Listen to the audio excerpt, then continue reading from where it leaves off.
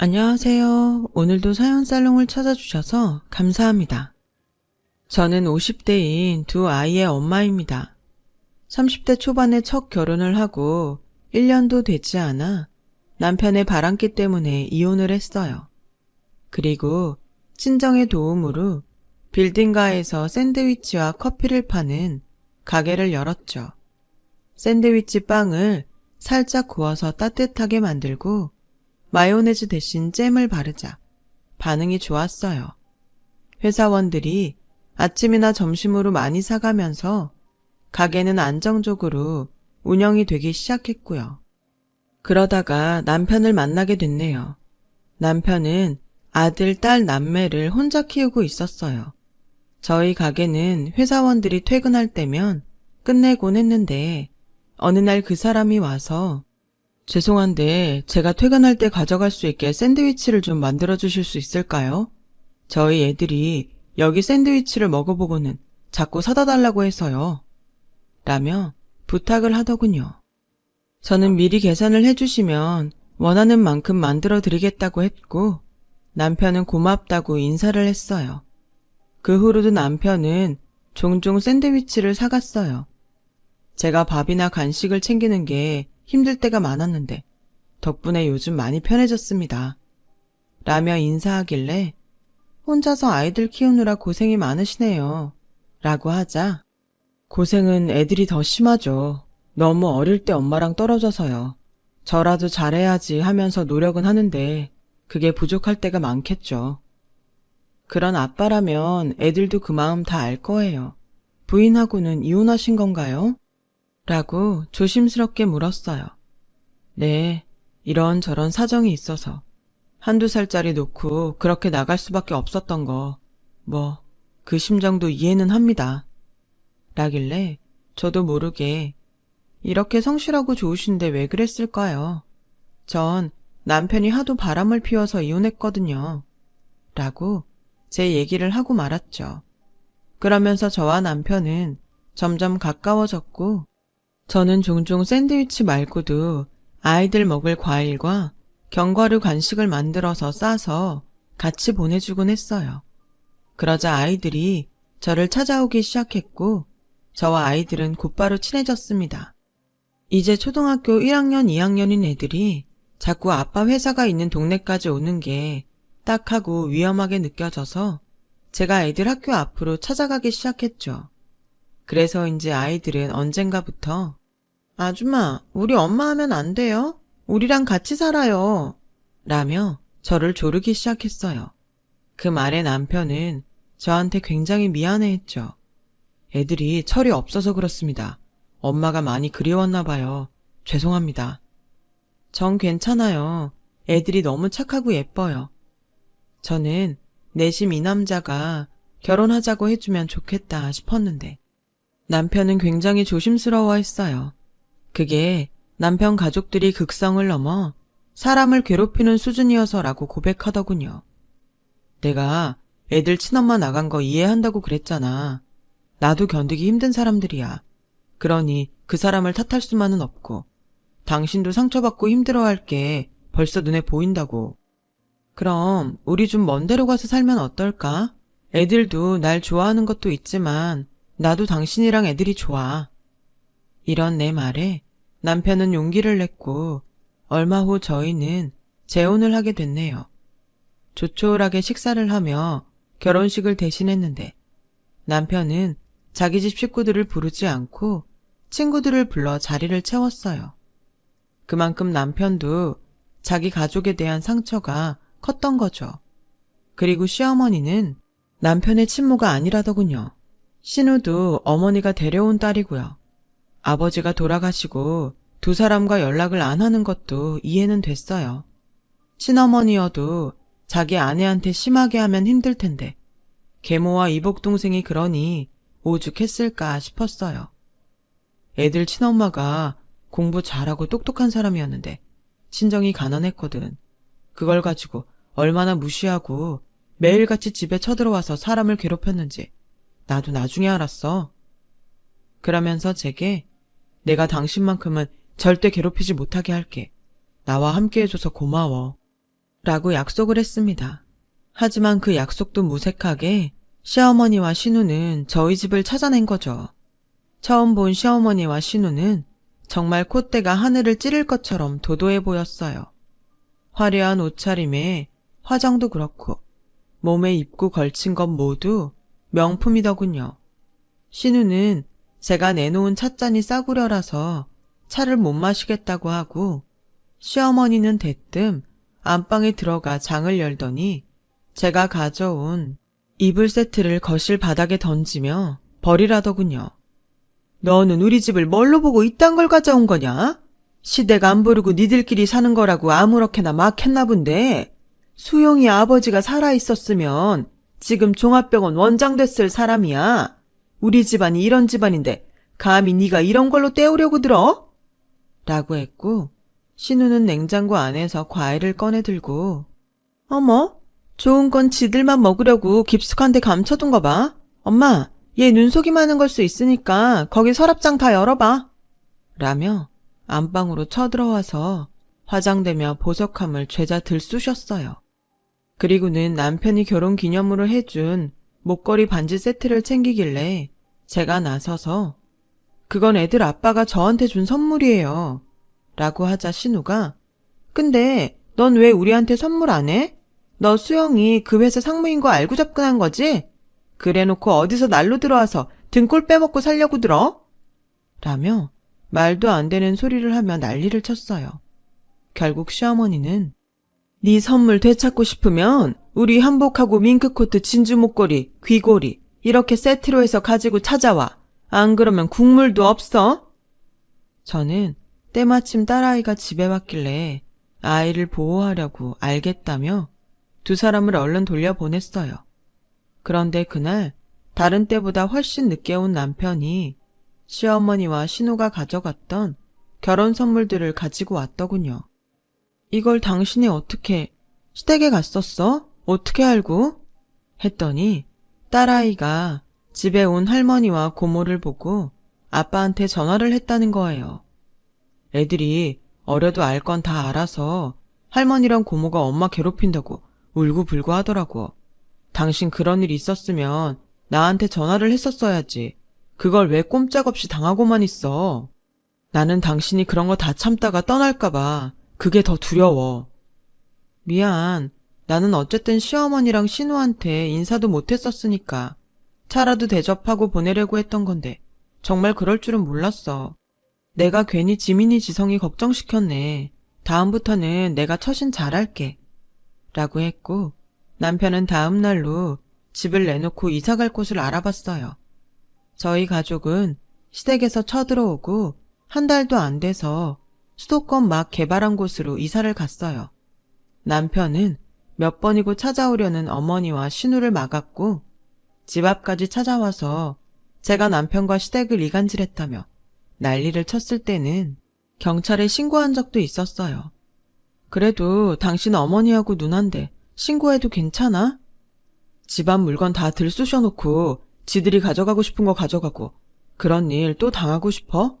가족이라고 해도 지켜야 될 선이 있는 거야. 그 선을 모르면 이렇게 해서라도 알게 해야지. 남편은 아주 단호했어요.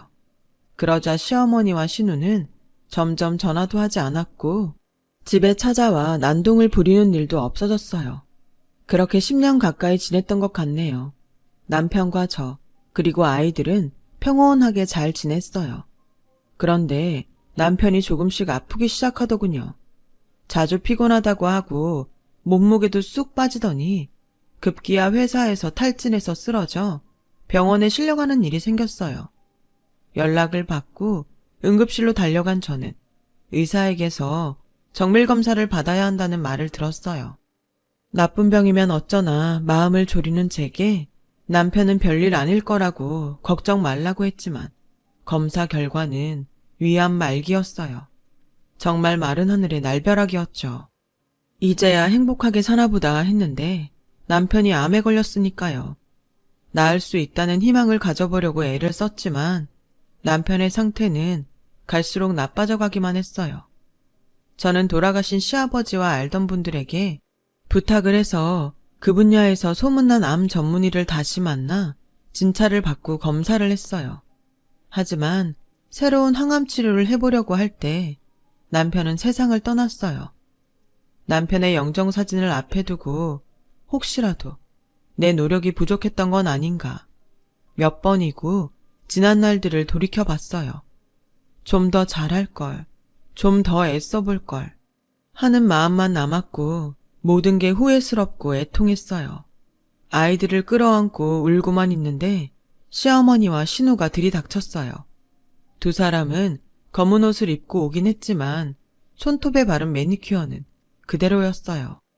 표정을 보니 꼭 이때를 기다렸다는 것 같았고 바로 저를 몰아내고 자기들이 상주자리에 들어서더군요.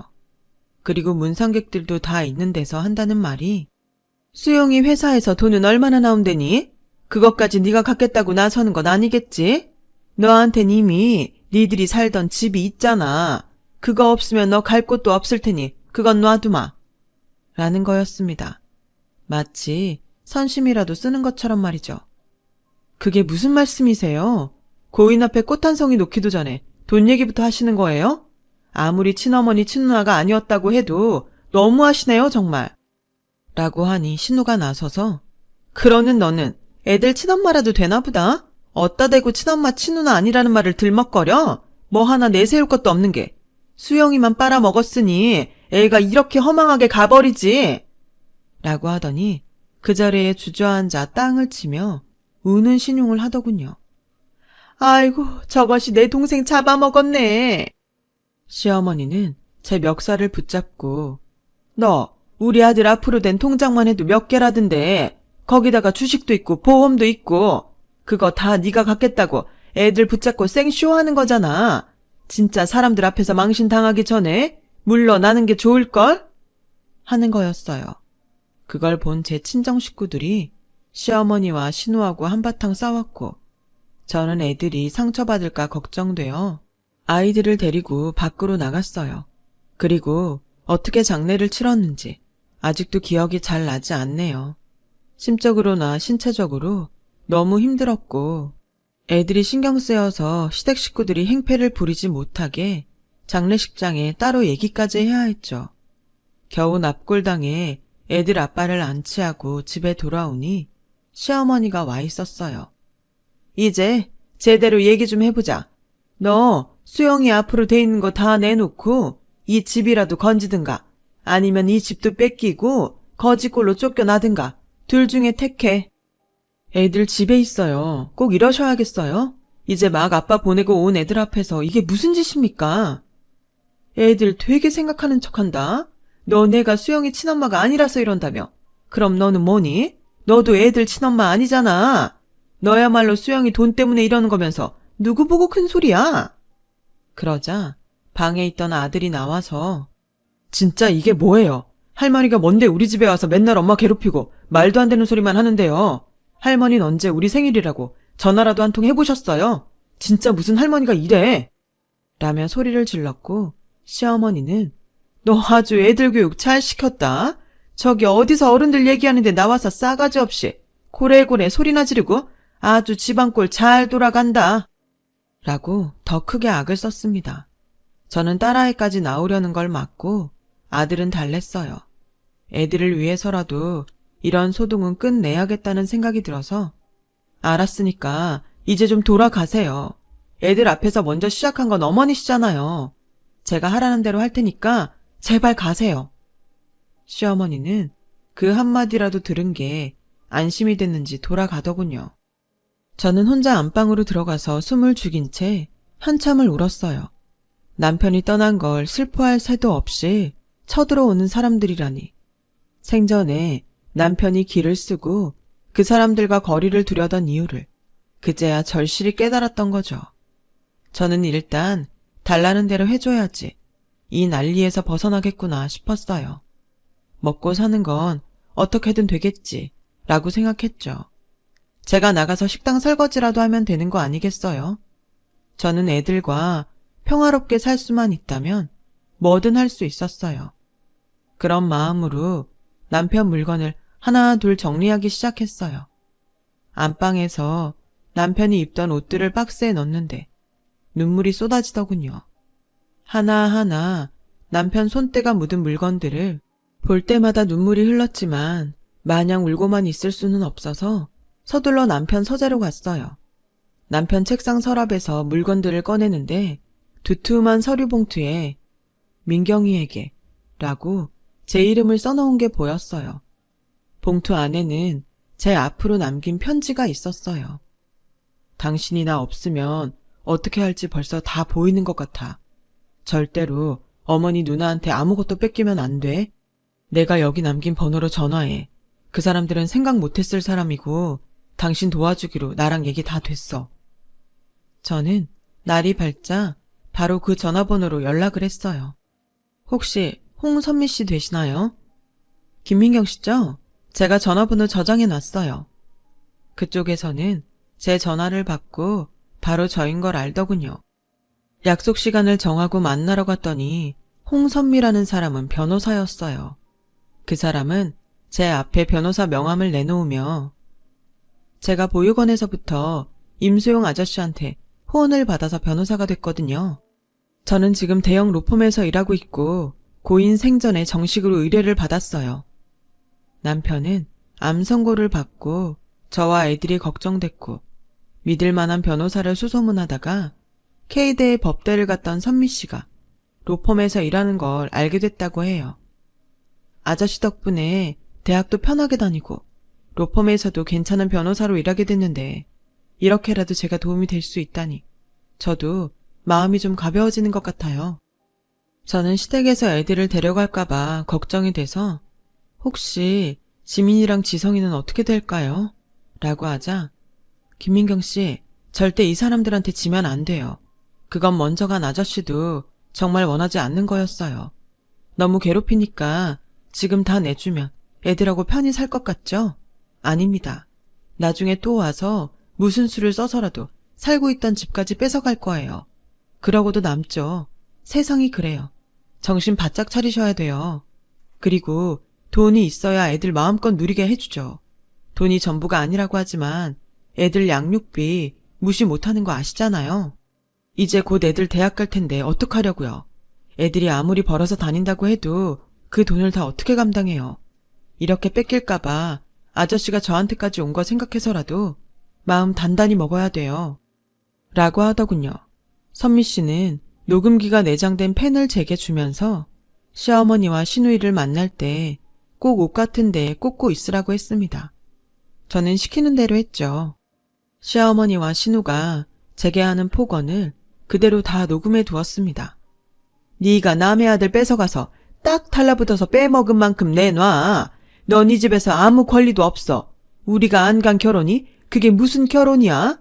내가 마음만 먹으면 지금 여길 거실에 있는 것도 싹 쓸어갈 수 있어. 알아? 라고 억지를 썼고 한 번은 찾아와서 보험 서류를 안 내놓는다고 제 머리채를 잡기도 하고 멱살을 잡기도 했죠. 그런 서류들은 다 변호사들 대동했을 때 갖고 가기로 한 건데 왜 미리 가져가겠다고 하시는 거예요?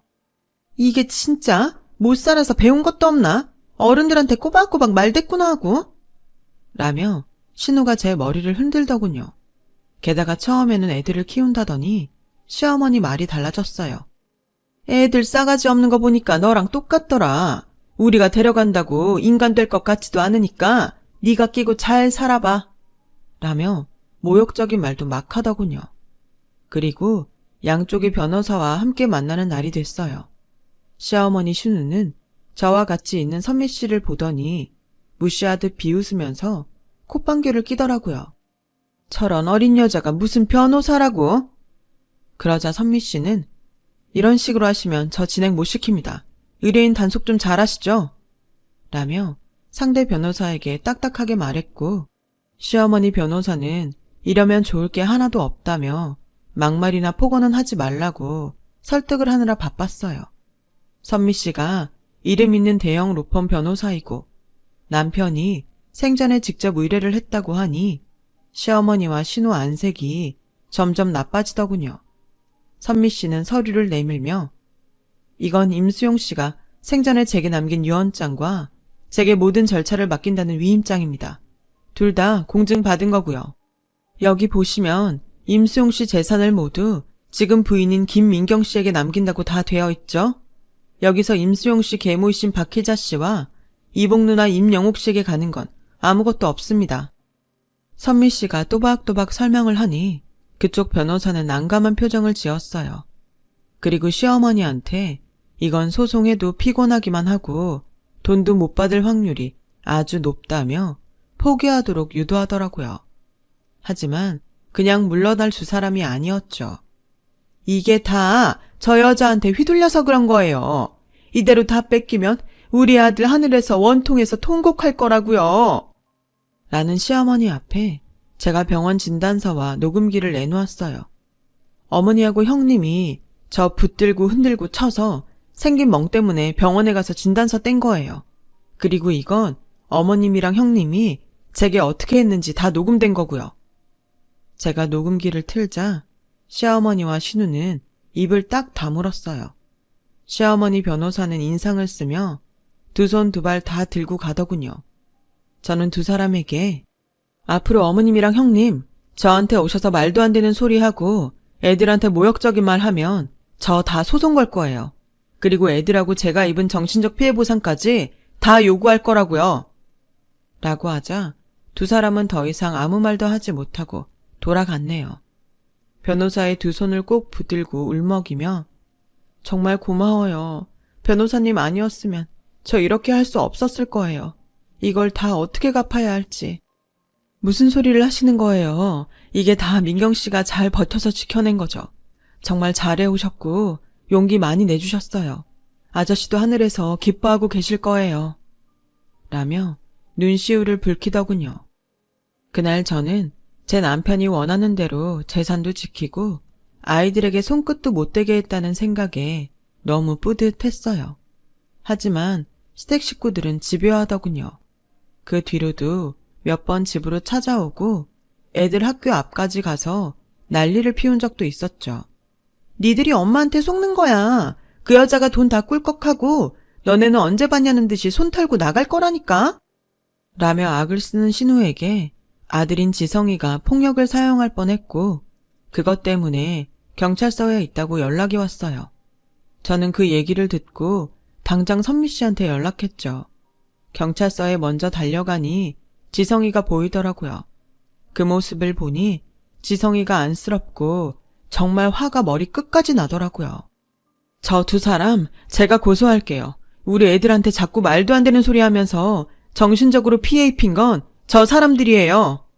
라며 소리를 지르자 저거 형사님 저거 봤죠? 저런 이애가 뭘 배우고 자라겠어요?